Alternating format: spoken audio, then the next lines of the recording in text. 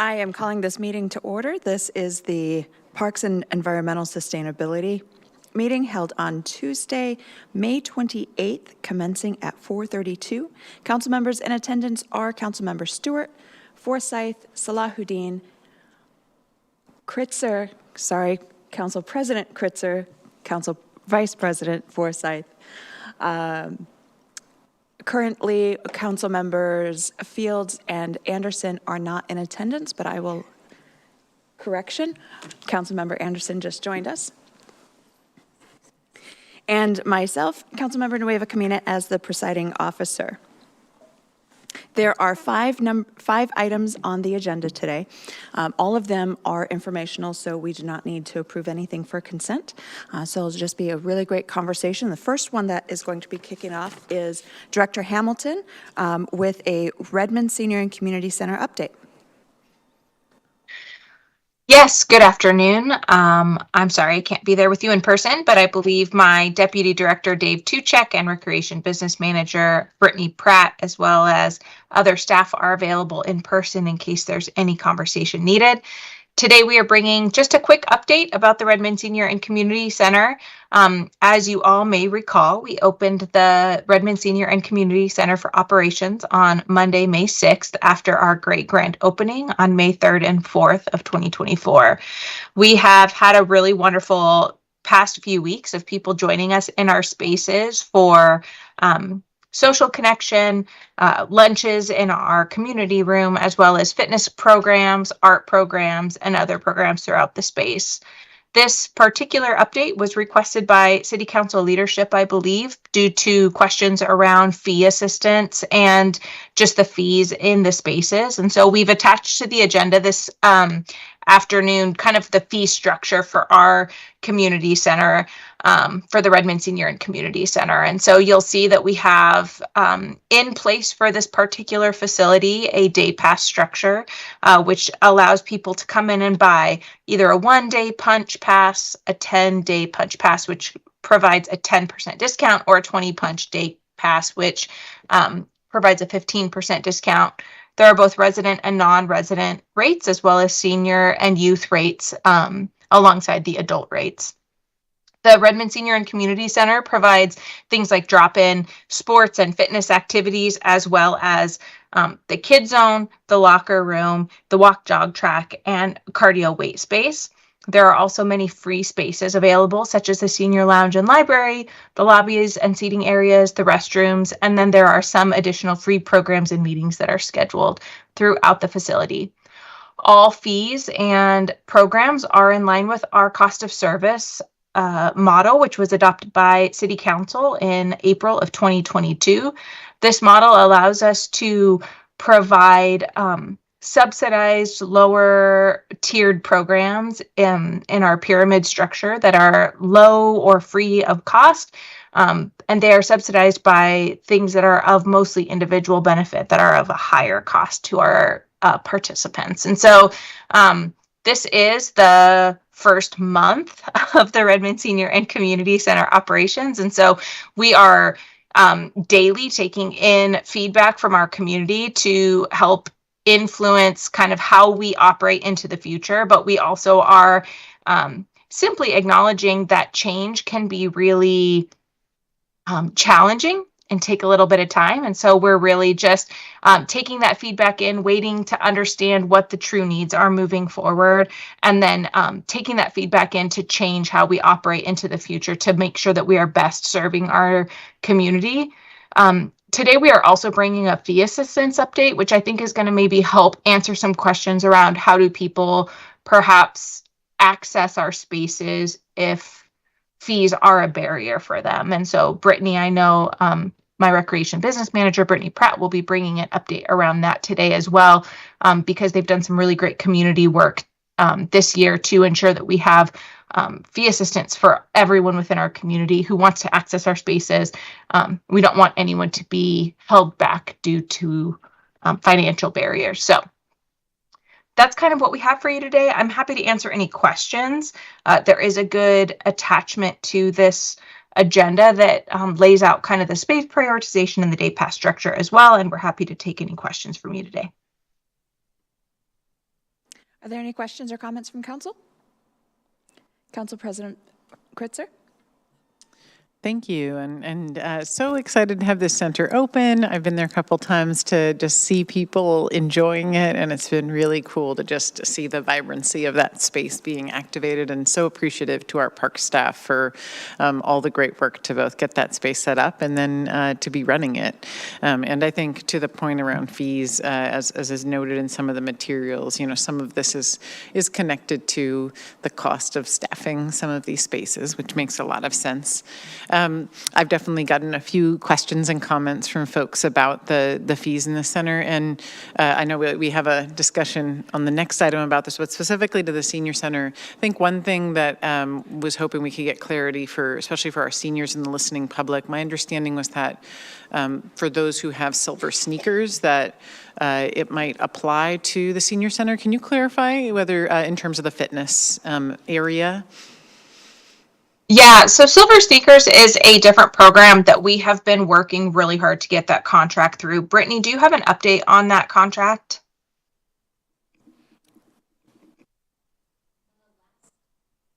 That microphone never works, right? Does it not? Okay, we're good? Okay. Yeah, we're the good. last I had heard is that there was a delay in that contract. So I had heard sometime this summer, but I can definitely check back on that and let y'all know. Thank you. Thank you, Brittany. Yeah, we've been working on the Silver Sneakers contract, to be very honest, for about 2 years. It's been a very long process. And so we can absolutely provide an update to that, for that to our city council, so that you can have that information. And so I'll loop over to our recreation staff and make sure that we send that update to you all so that you know when you receive that, those questions from our community. Great. I think that's really helpful. And because since I think quite a few of our seniors are a part of that program, and many have mentioned that they can go to other gyms for free using Silver Sneakers. And I'd hate for them to not feel like our gym is not like a place where they can be at the lounge and then go up, use the gym, and kind of be using that whole space due to any sort of kind of cost trade-offs there. So appreciate you all working on that. Although recognizing that my understanding from talking to some seniors is that not all types of Medicare is include Silver Sneakers. So that's something to also look at, but is something that I've heard a little bit about. And I will stop asking questions so others can ask questions. I might ask a second. Yeah, we're definitely working on it. It's a tricky contract, but we'll make sure that we keep you all up to date because it's a service that we absolutely want to make sure that we include, and has been something that has been the intention to include in the Redmond Senior and Community Center from the very beginning of design. So we'll absolutely get an update for you on that. Council Vice President Forsyth. Thank you. And thank you for continuing to work on the Silver Sneakers. I know we brought it up a while back, and I know you guys have been working on it, so thanks for the update, and we look forward to knowing when it's active. I've talked to several community nonprofit operators who have inquired about renting the space and have heard that it is cost prohibitive to several of them. I know I was in some of those cost service meetings with the senior and community group. And I know there's like percentages on the pyramid scale that we're looking at. What qualifies someone in the, say, 70 to, my type is really little here. 71 to 100. Yeah, 71 to 100. What are the qualifications that put you towards the lower end of that versus the high? Like, how is that sorted? Well, rentals in and of themselves, facility rentals are actually in tier 4, which would be around 101 to 130%. And so what I would say is if there's particular community groups or rentals that are feeling that cost is prohibitive, that they would work with our staff. Our staff is extremely responsive to try to help make things work wherever is possible.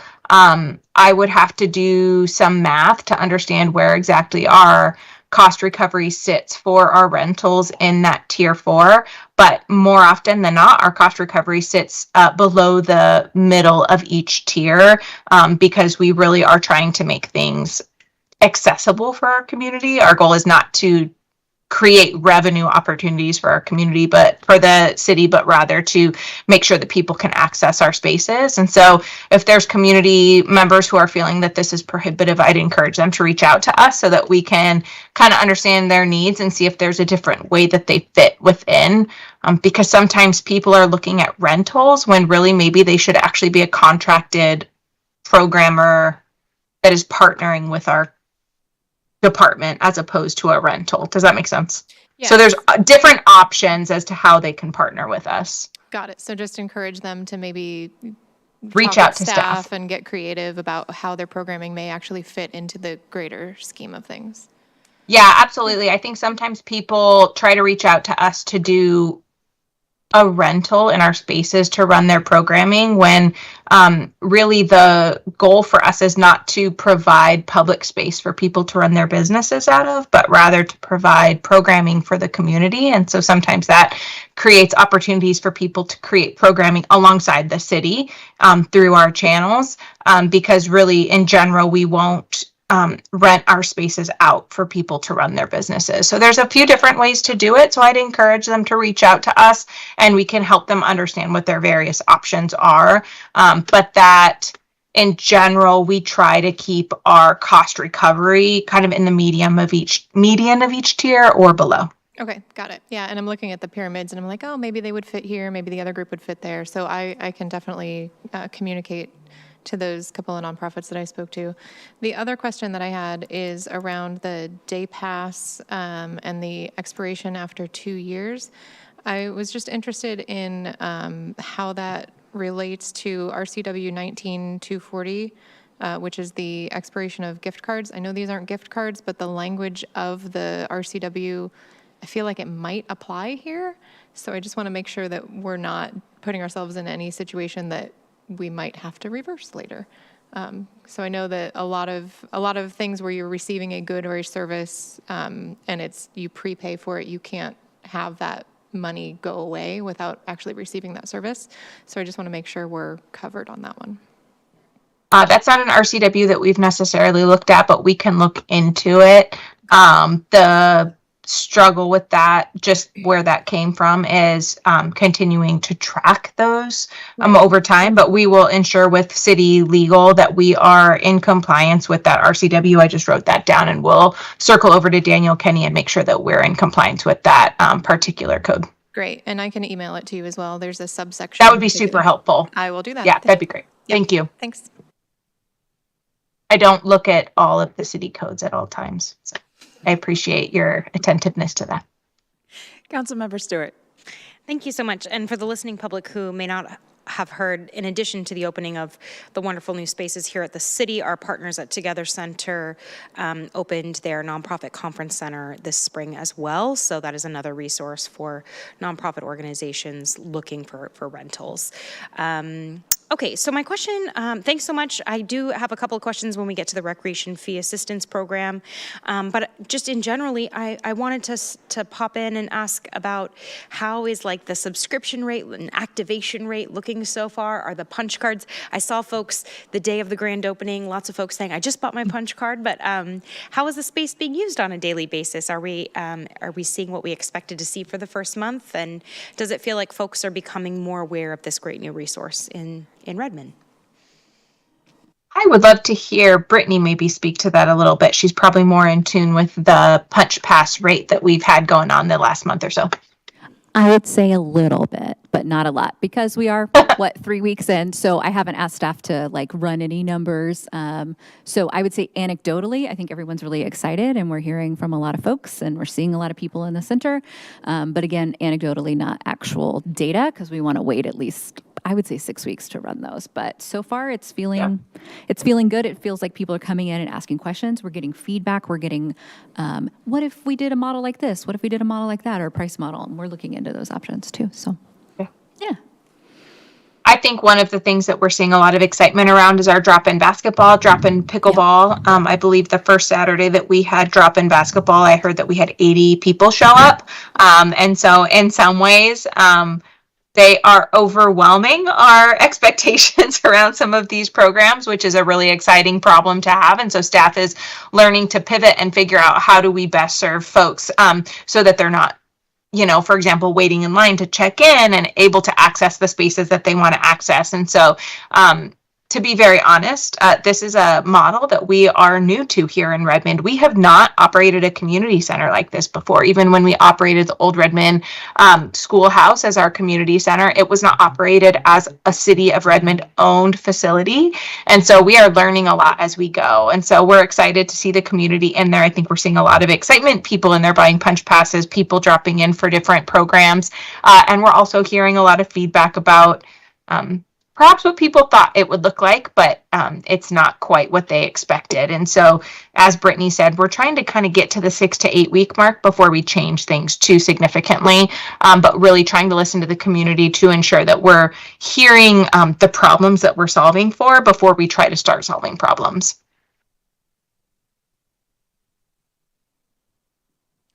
Council President Kritzer?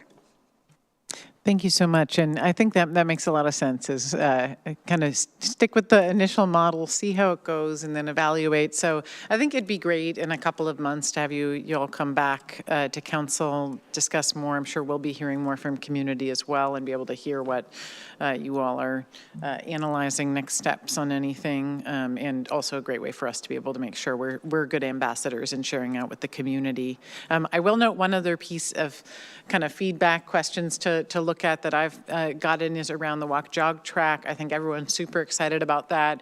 Definitely gotten questions about whether that is, should be included in like the open free space versus the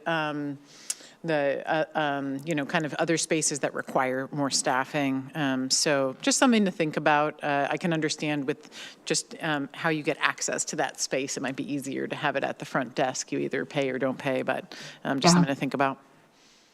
Yeah, and that is actually an amenity that our staff has already been discussing in the last few weeks. And so I would just let you know that's definitely on our radar, feedback that we're continuing to hear and trying to figure out which amenities kind of fall where. We will absolutely come back in the next couple months. I would say we'll probably aim to come back in September after the summer, if that's okay with you. I know that's probably more than a couple months, but I think that that'll give us a really good gauge on how things are going. It will also give staff an opportunity to adjust their trajectory as maybe they're hearing from the community, so that we'll be in a better place to give an update to City Council if that would work for you. So I would maybe shoot for PES in September if that would work.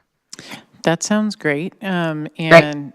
Yeah, and I'll just note there's also, just for the listening public, a ton of really great events going on. I saw there's going to be a senior programs new building bash on June 13th from 4 to 7 p.m. So looks like it's just going to be a really fun gathering with a band. So I just wanted to highlight that for everyone. And I'm sure there'll be a lot of other fun events coming up. And feel free to invite council to join those where it's helpful to have us there.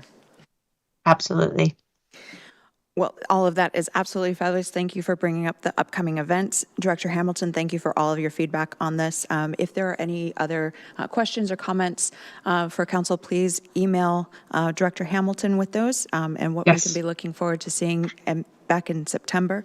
Before we move on, I just want to call out just a couple of things very quickly. One, if you've had many conversations with me, then you know that I make a clear distinction between the difference of saying that you're a part of a community and actually participating in community. And I love seeing so many folks in Redmond participating in community at the senior and community centers. Fabulous. And two is there's there's something when we are setting a goal. We'd always love if it was a linear path, but what we often don't see or wish that were different was that it's often a series of mistakes or sidesteps and corrections that get us there. And that's the place where I hear that we're at. It's just seeing like, okay, we know our goal, and this is all part of getting to where we're going, whether it is, a spacecraft. That somebody's once said that how we got to the moon was a series of mistakes that got corrected along the way. So I kind of see that as this. And there's going to be some course corrections. So I'm so glad that we're getting feedback from both staff as well as the participants and how we can be doing things differently. Director Hamilton, I think it's super wise that you're saying, hey, give us, 6 to 8 weeks. Let's get some more data so that we can sit on it and be responsive rather than reactionary. So I think that's great. Sure. And the third is really just acknowledging you and your staff for navigating all of this, because it's one thing to get us to the grand opening.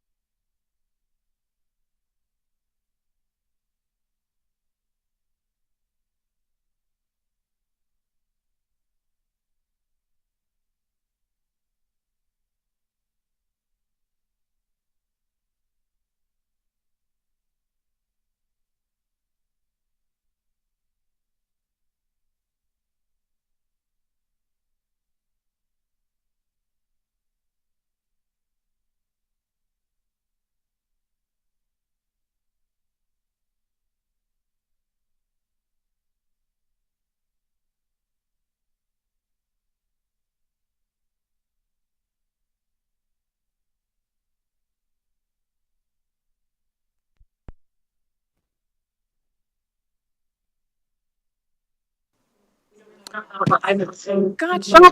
Thank you. Thank you. Okay. Okay. I muted her. Oh, wait. There you go. It seems to be working. Okay, and we're back. So we're working for anybody at home who is following along remotely. We are dealing with some technical difficulties as our power is going in and out, so thank you for the patience. So now we're going to move on to the second item on the agenda, which is the Recreation Fee Assistance Program update. Director Hamilton is going to be staying on with us. Brittany, Brittany is staying as well, and so is Mr. Tuchek. Yeah, so I'm actually going to be handing this item off to Brittany Pratt, our Recreation Business Manager, to lead this item. She'll be joined by Ryan Goodman, our one of our supervisors. He oversees our Customer Experience Division, as well as Levi Olette, who's one of our Customer Experience Coordinators. And so they're going to help cover this item, and I will be on for questions as needed. Wonderful. So take it away, Britt, Ryan, and Levi.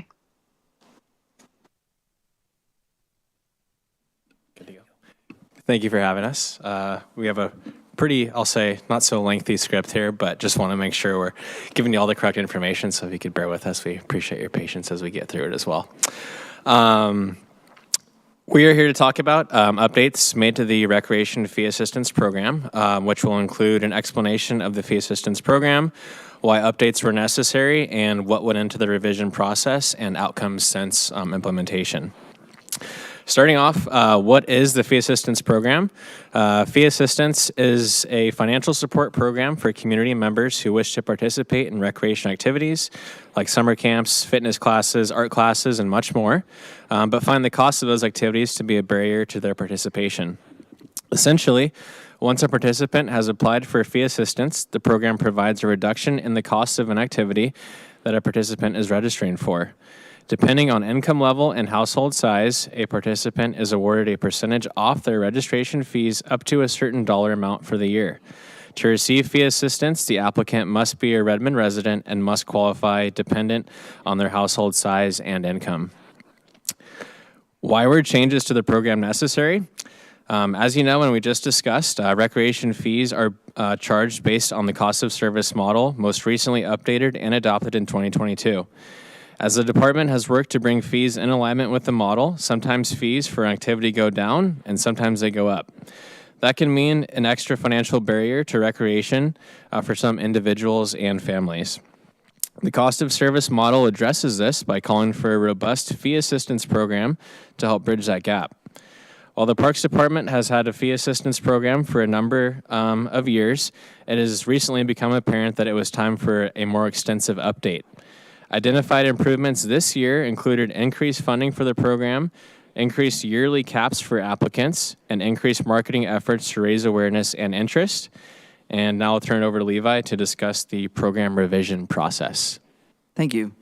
The two main areas of focus when revising the fee assistance program was to increase awareness and accessibility, and we found those two main areas through our community feedback and financial analysis. In order to capture feedback on potential improvements, a community stakeholder group was created. The stakeholder group consisted of individuals representing the Lake Washington School District, the Senior Advisory Committee, the Art and Culture Commissions, the Parks, Trails, and Recreation Commission. There was Parks Department staff, and multiple members of the community were former fee assistance recipients. This group met twice, once in December 2023 and the second time in January of 2024, to express current challenges, brainstorm ideas for improvements, and provide feedback on several options for updates. For the financial analysis, in an effort to provide more robust financial assistance as well as ensure fiscal responsibility and create a sustainable path forward, Park staff consulted with the Finance Department to complete financial analysis and determine the best path moving forward. After meeting with both the stakeholder group and the finance team, 3 themes emerged for updating the program: revised financial structure, increased accessibility, and increased awareness. And now Ryan's going to discuss what those improvements were. Thank you, Levi. After collecting feedback and working with our internal and external partners, as Levi has mentioned, the following improvements were made to the fee assistance program. Starting off is financial support and flexibility. In this area, we increased funding of fee assistance from 1% of the Recreation Activity Fund, also known as the RAF, gross revenue to 3%. We also increased the individual limit from $450 per calendar year to $1,000 per calendar year.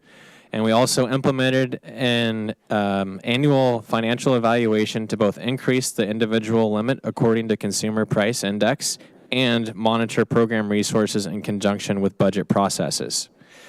We also worked on increasing accessibility.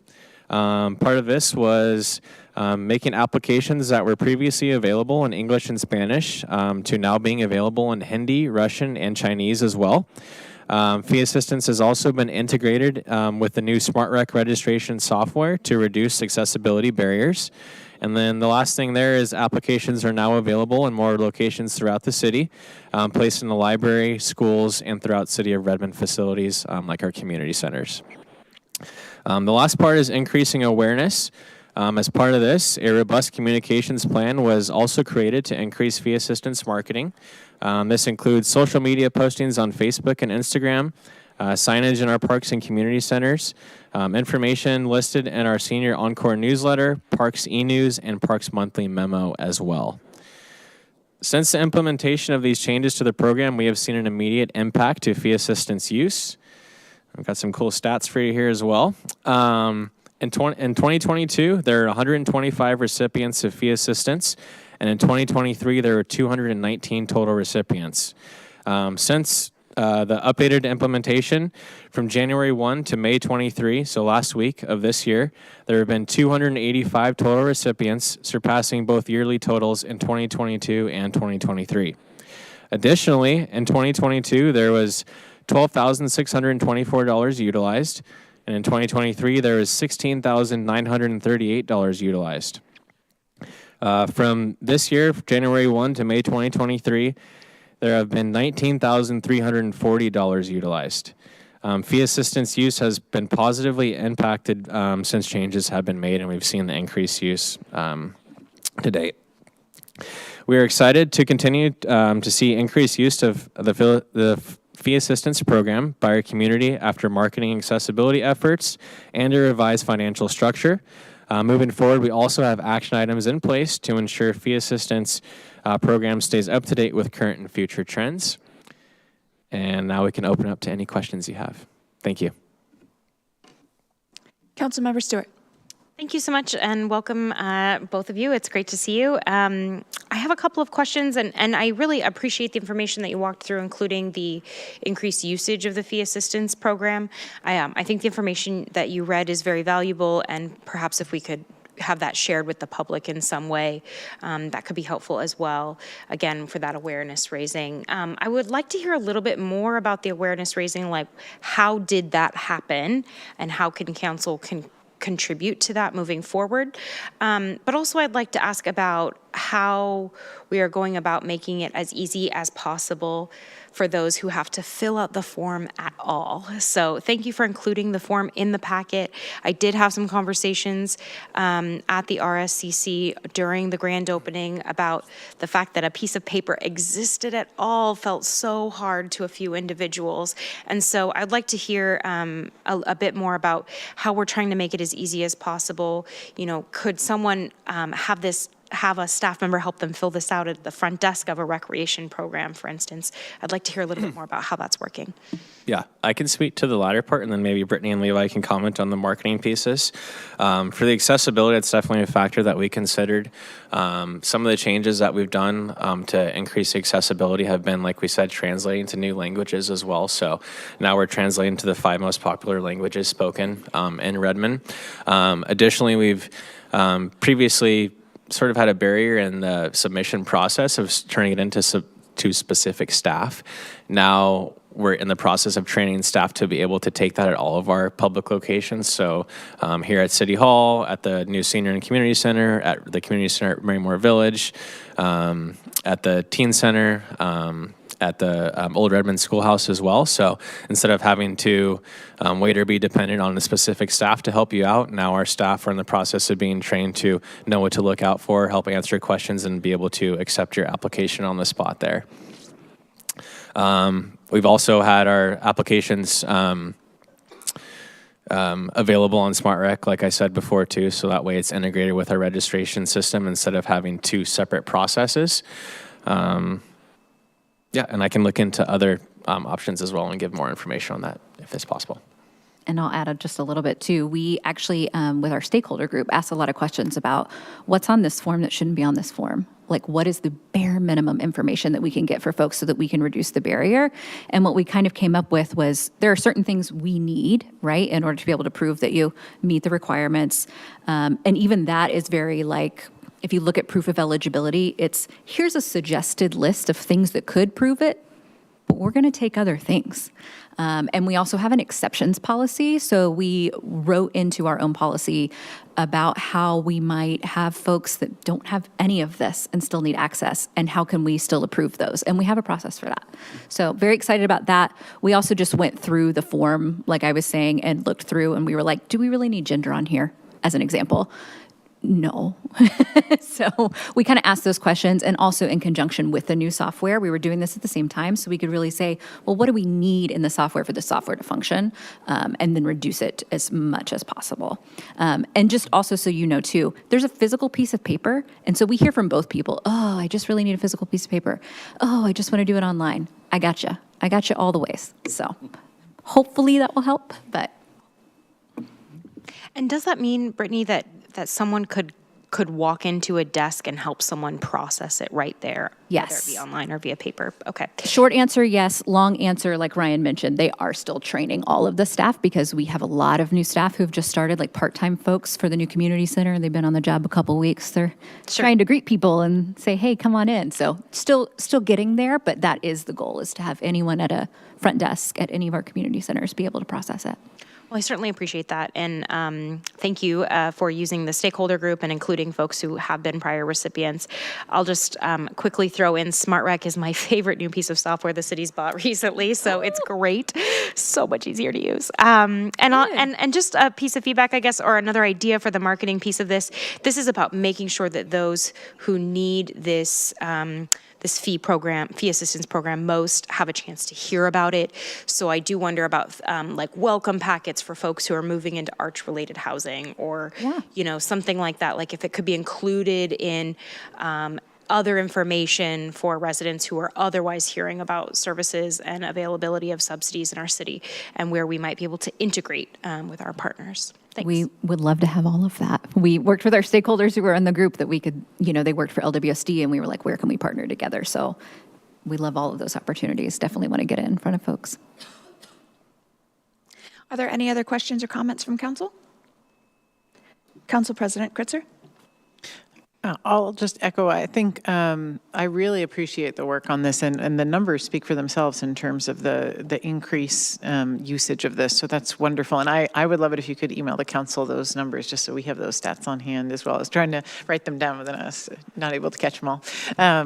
But I also really appreciate the work around the documentation. That was the one part in the application process I wondered about, because I know when I've gone to try to get a new ID or do a new thing, and then they say you can only use these certain types of documentation, just letting people know in advance, or whether people can start the application process and provide those later. I'm not sure whether that's something that we look at, just to stop, not have that barrier of I'll come back to it later, and then people don't actually access the programming, was kind of my thought. But I think it does make sense. We do need to be able to prove kind of those basic pieces, but where we can make it as easy as possible.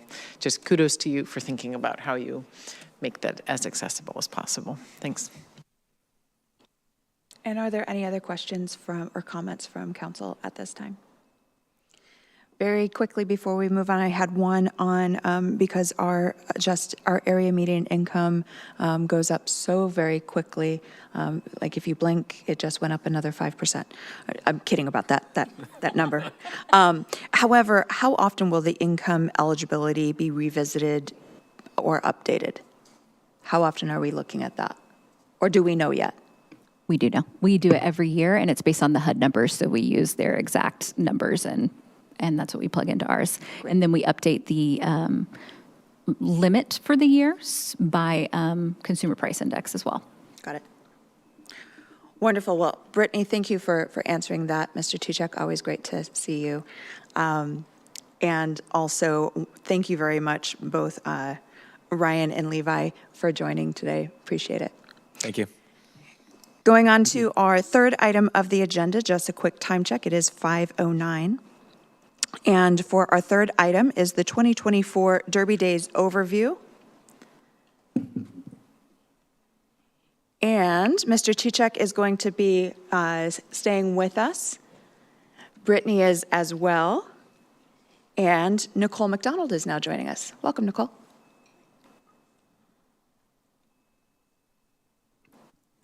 Hi, all. Thanks for having me here tonight. I am here to talk to you about the 2024 Derby Days overview. We're really excited to be bringing the summer event to Redmond again.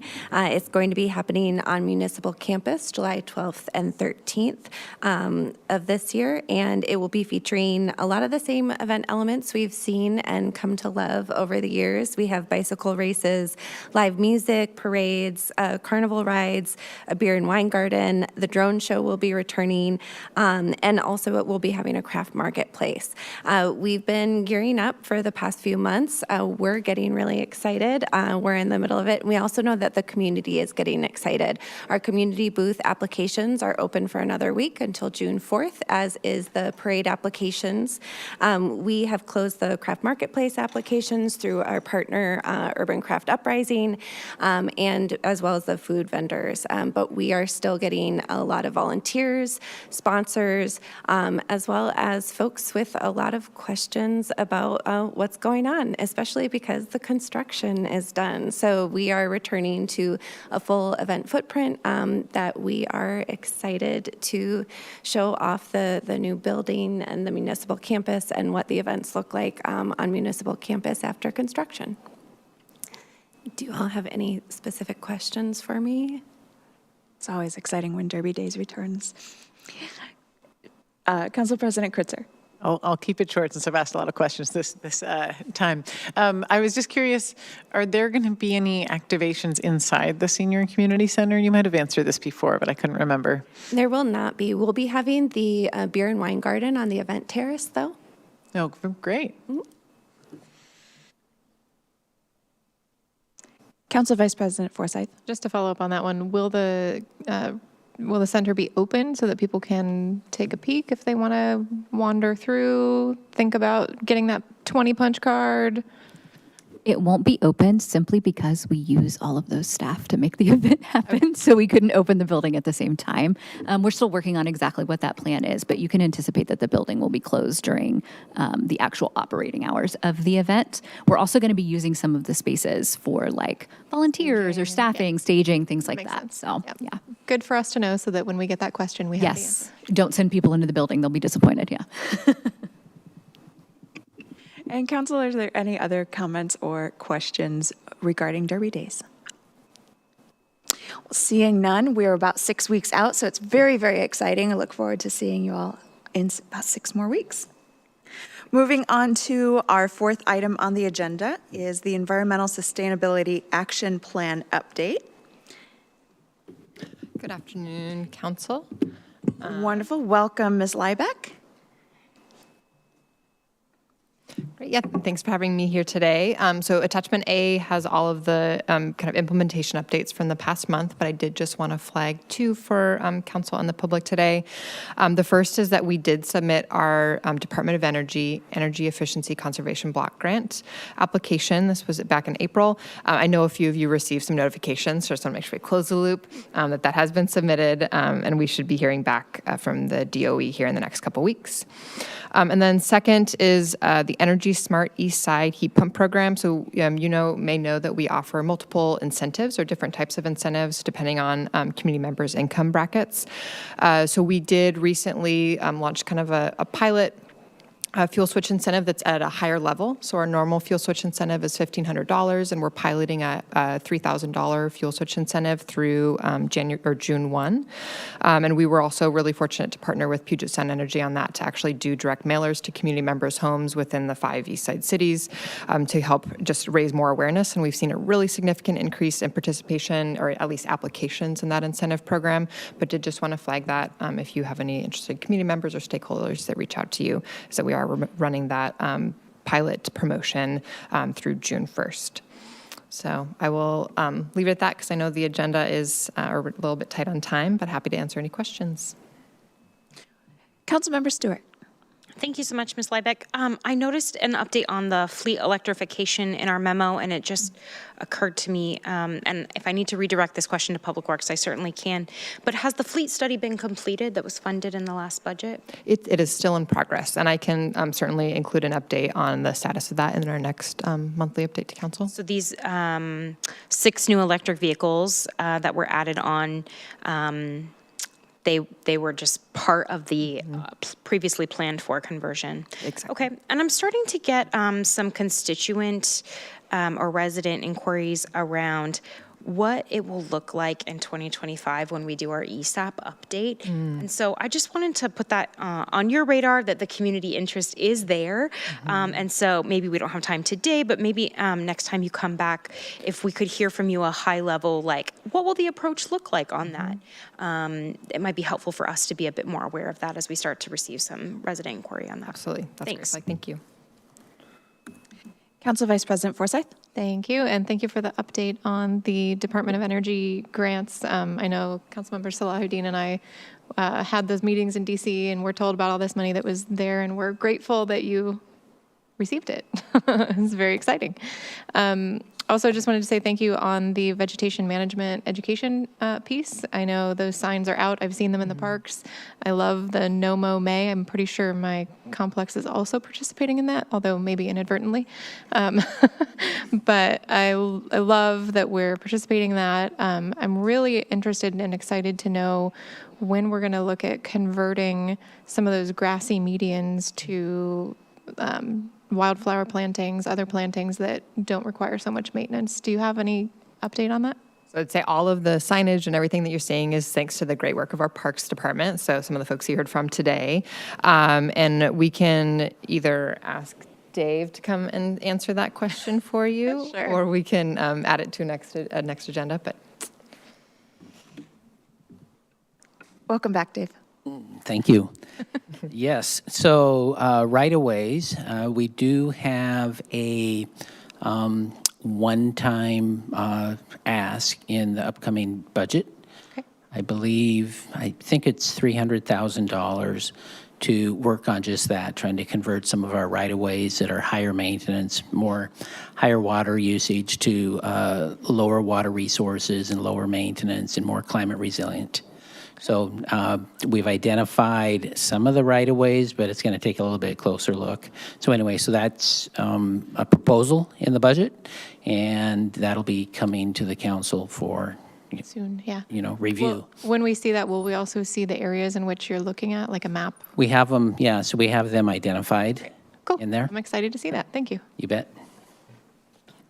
Council President Kritzer. Since we've got Mr. Tuchek here, I just wanted to also give kudos. I love the new signs. I even pulled over to the side of the street when I saw the first one because I was so excited about it. So really appreciate getting those signs out and getting the project already started, taking the learnings and putting it into practice. So thanks so much for the work on that. You bet, yeah. And Brittany Pratt can take a lot of the credit for the signs. She's the one who came up with the verbiage, and we worked with her, but she really put it together. So, yeah, it's really helpful for people to see what's going on, and hopefully they'll become educated on the importance of it, and maybe they can practice some of it at home, too. Are there any other questions or comments? Councilmember Salahuddin. Not a question, just a quick comment. First, really appreciate this overview, and for anyone listening or watching this meeting, I want to call out that Energy Smarties side fuel switch incentive, especially because the deadline for a limited time $3,000 rebate on heat pumps is through June 1st, so that's coming up, and more information can be found. If you look at this. The information on the sheet. So it's in partnership with Puget Sound Energy and for community members earning 150% of the AMI area median income and below. So pretty wide range of community members can be eligible. That's a great call out. Thank you. Well, the only quick comment that I have is thank you for including the leading by example so that we can show like, hey, it's not just ideas and concepts like, wouldn't it be nice, but that the city is taking steps to lead by that example. Thank you very much, Ms. Liebeck, for joining us. And thank you, Mr. Tuchek, for coming back up. And last on our agenda is the 2025-2026 budget process monthly update.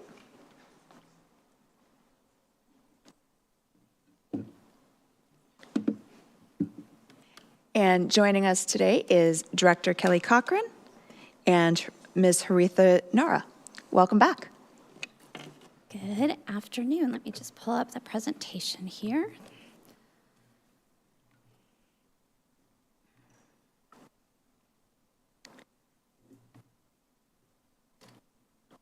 Director Cochran, before you start, let me just check in with council. Is anybody opposed if we run 5 minutes over? It is now 5:19. Seeing no opposition, we are good to go for an additional 5 minutes. I feel like that was a challenge. 11 minutes. And go. So thank you all for following me around this month. I appreciate the opportunity to talk to you this afternoon. I want to give you an update of what is currently going on in the budget process as well as what is upcoming. We are finally starting to really make some movement forward. So the process right now, we are right smack in the middle. We have just completed the funding of the proposed capital improvement program. So the 6-year program came through staff. We've applied money and provided that to the directors as well as managers from the functional areas to review. Let us know if there's any critical issues. And then we are working on developing those presentations for council. We are then moving on to the funding of our business technology program and then going back to the operating funds and starting to really work on balancing the budget. So In addition to working on the CIP and business technology investment programs, we're also working on the community engagement element of our budget, which the biggest one is our civics results team engagement. We are working right now on recruitment. You will see a news release go out next week, as well as one in a couple of weeks following that. The exercise this year, will follow our budgeting for equity track. So they will be taking a look at the equity action plans that have been submitted, providing us feedback on how those did not meet the target. Also get some ideas and advice of things that the city may want to be looking at in terms of our next steps. So we are working right now on putting together that facilitated evening, the night of June 27th. It'll be 6 to 8. We are working to make that a hybrid event so that folks can not only participate here at City Hall, but also remotely. We've had a lot of success with having remote access, but we are sort of missing that touch with our community. So we will be here and ready to receive people, but also willing to allow people to participate online. The directors team, I am working with them right now to identify service enhancements, things they need to add to their budget, either on an ongoing or a one-time basis, as well as identifying reductions that we need to make in order to close the gap that we have. So that is what we are, working on very intently through the end of June. Directors are working on getting the presentations prepared for council. Those will start the night of June 25th. And managers, deputy directors, as well as directors are working on finalizing the baseline budgets. So Haritha's group did a great job of getting those started, sent those out to the departments to look at for review. We're working through any changes, and those will help feed into our budget presentations when we meet with you on the 25th. They are also, departments are also working on their budgeting for equity action plans. We have received those and are in the process of providing some preliminary feedback before they are reviewed by the civics results team. I wanted to share a little bit with you on the capital investment program. This is what our revenue forecast looks like for the upcoming 6 years. This is a nice increase over what we have been looking at going into and coming out of the pandemic.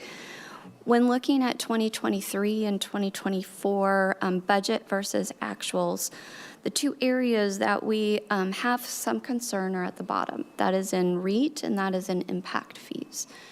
We saw a huge drop in impact fees in 2023, more than double-digit decrease.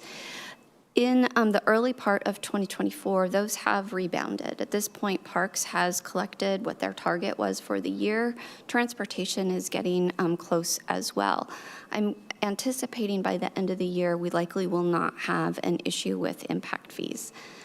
Looking at REIT, REIT transactions were somewhat slow until about the April timeframe. We started to see from about October through March timeframe, we saw a decrease. April was a little bit up, May is a little bit up from that, looking at some preliminary numbers. So I am thinking that we may not be as off as we were. None of the deficiencies from 23 or 4 would impact how we forecast for 25 and 26. We are looking at a $330 million forecast for the next 6 years. That does not include any beginning fund balances. It's purely just the performance of our existing revenues. We are seeing an increase in construction sales tax. That's because the MOC, I've anticipated some future one-time revenues to apply to that. If that doesn't occur, then we'll need to talk about a different funding strategy for the MOC. When we look at what we've allocated, in addition to the $331 million that is forecasted, there is an additional amount that is being held in fund balance.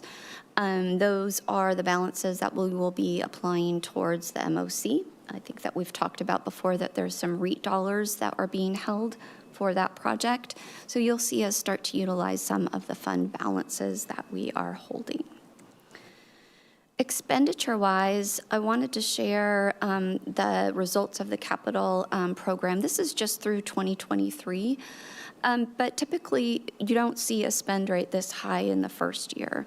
And the assumption may be that that is of the biennium, sorry. And you may assume that it's driven by the senior center. But even if we take the senior center out of the equation, I just wanted to let you know that the program is really functioning well. It is spending as planned. Now, the mix of projects might be a little bit different, but the program is moving and we're seeing some good results from there. So to finish up the CIP process, we are in the May to June timeframe. We will be reviewing the preliminary results, working on presenting the materials to council, getting a preliminary kind of go-ahead from council, or hearing, what it is that we're missing or need to bring back to you, and then we'll deliver the final results to you in October. Any questions about the CIP? Council President Kritzer. I just want to note, I feel like that was a lot of information to unpack, and I think just in terms of being able to take some of that in and answer questions, just wanted to note for timing, given that time is short in this item, that Council Vice President Forsyth and I had asked whether we might be able to add an additional item on the June 11th study session. If council members do feel like there's not enough time in this session to be able to go through all the questions that come up with this, as well as the other items that I imagine you're about to touch on. And also perhaps we can get this presentation and dig in so that we can follow up with some questions. So just wanted to put that out there in case others had a similar thought. Sure, that works, and I will see what I can do about that date, and happy to provide information. There's a lot to provide here. There's a lot more to provide, and probably some time to sit down and make some preliminary decisions or see where you're comfortable or not. Totally reasonable, and happy to do so. I wanted to let you know that there's been a change in the study session calendar in order to meet obstacle of one of my fellow directors. So on June 25th, we'll be doing the department overviews, and on July 9th, we'll be doing the CIP.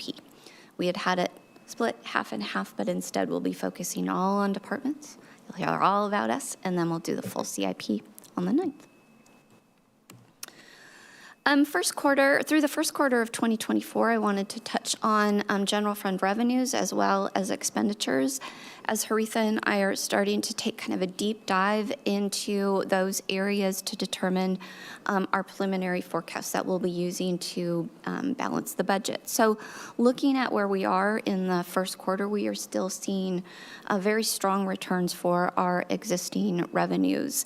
At this point, there really is not a concern that either Haritha or I have that numbers will settle the way that they were expected. We are starting to see the decline in development review revenues that we had anticipated. It's unknown yet if we'll see those bounce back up before the end of the year, but we're tracking things as expected. Expenditures as well, when we look at department budgets, really not too much of a concern. I would say, really the largest one I have, which is not all that significant, is sort of where we're going with fire and overtime. And they will be with us on June 11th at the FAC meeting to review and discuss at that time. I wanted to provide you with a couple of proposals, but I can put them out there and let you noodle on them. I don't need any answers right now. I'll provide you this information, and there's some additional ideas that I have that I want to share with you as well. So I'll go quickly over these, not more than a couple minutes. I have failed my challenge, but I am willing to accept defeat. So city event funding, it's a place that we are struggling in the city for a couple of reasons. It is an ongoing burden of the general fund, It is something that we have historically been receiving some LTAC dollars to assist us with as well. But because it is general fund funded, it is typically towards kind of the end of the process that we determine how much is left and what size can our events be. And it causes unpredictability for our event staff, as they just sat here and told you how excited they are to run these events. They come out of them with a lot of synergy, a lot of ideas, a lot of desire to build off of what they have just delivered. And it's difficult because they don't know what the future plan looks like. One of the things that I would like us to consider is start to look at events and arts really as 6-year programs. Look at providing funding that is for long-term, for 6 years.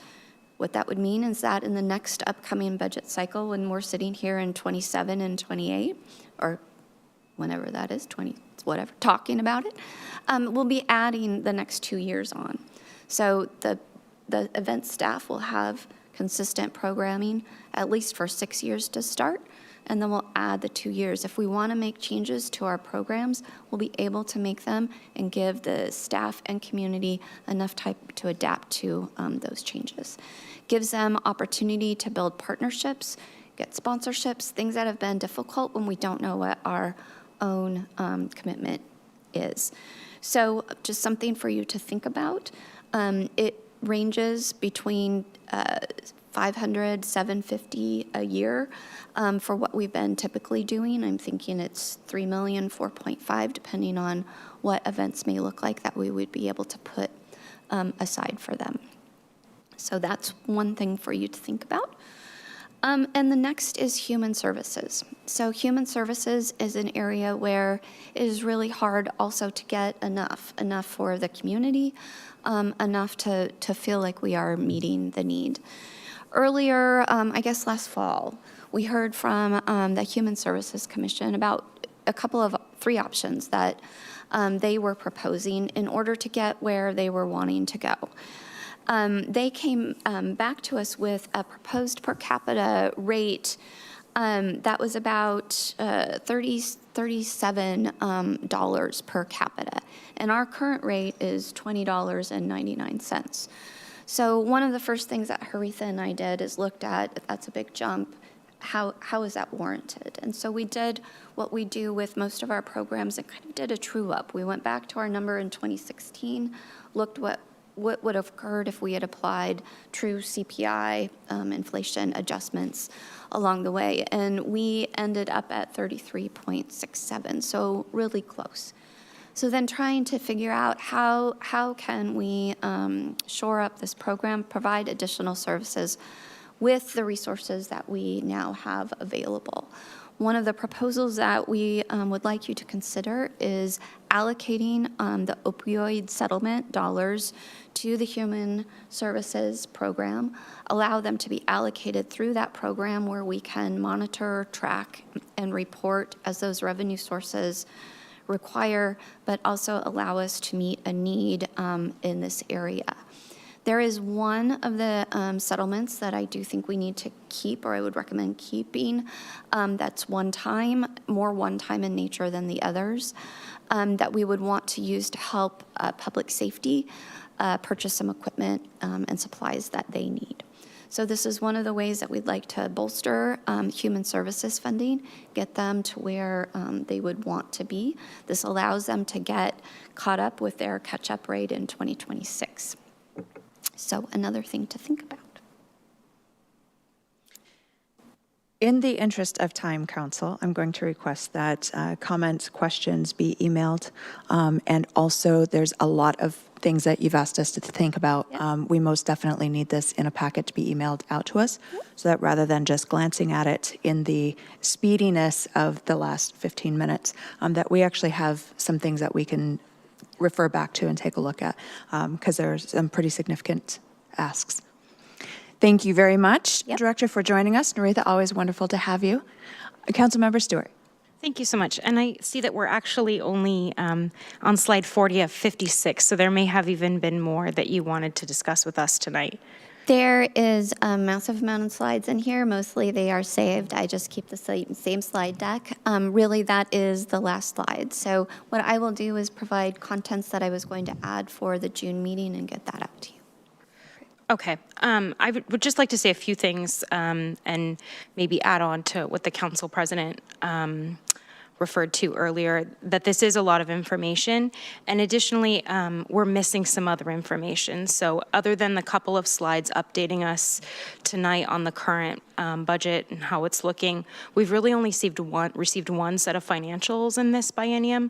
So to be beginning to discuss some of the nitty-gritty questions that, quite honestly, we left on the table during the last budget process, I really want to leave especially my new colleagues, I want you to know that there were things that we left on the table, and you don't have all the information in front of you to help us inform a decision just yet. These are big, and we need more time. I also heard a few things in here that perked my ears that I hope we can come back to, like the fact that the civics result team, it sounded like they were only going to be reviewing the equity action plans. And if that's the case, I am interested in discussing that more. I wish Councilmember Anderson were still here. One of the things I really appreciated that she advocated for in the last budget cycle and that this council discussed in our retreat this year is that we return to the conversation of our budget evaluators, our metrics, our indicators. Are we producing something that is moving the dial on the priorities that we want to move on? And that's something that the civics result team has at times been a part of. So I'm feeling both like it would be great if we could receive this information in an email so that we can review it and also have it posted for the public. And also if, in addition to the updates on the monthly budget process update, if we could also be creating a track where we are beginning to see financials more on a schedule as we go deeper into this process. The financials for the city are provided on a quarterly basis at staff, as a staff report at regular business meetings. We do not yet have final first quarter dollars, but we will get those to council and as part of our regular update. Yep.